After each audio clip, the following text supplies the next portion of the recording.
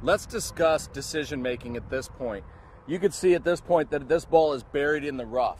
What I've got here, the situation is I've got 220 yards to basically to the hole.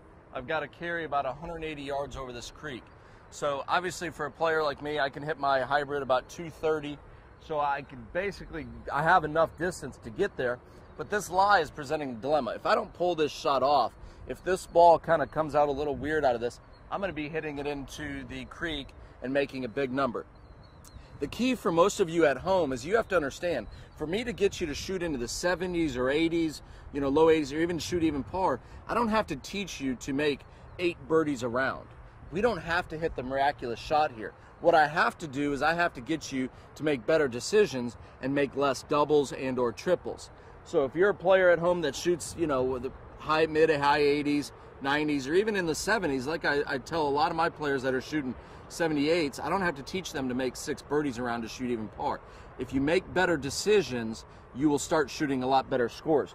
So what I've got here in this situation is 220 yards. I could try to get this hybrid out of here, but I don't want to do that.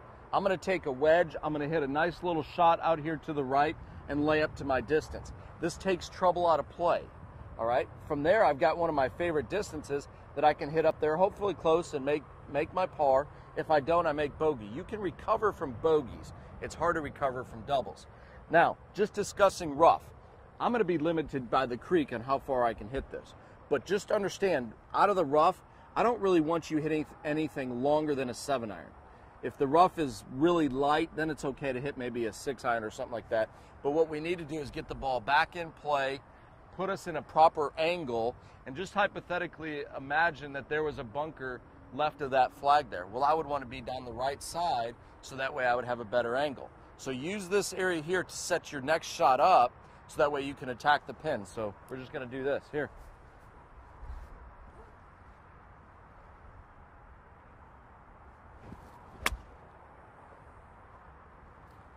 Perfect.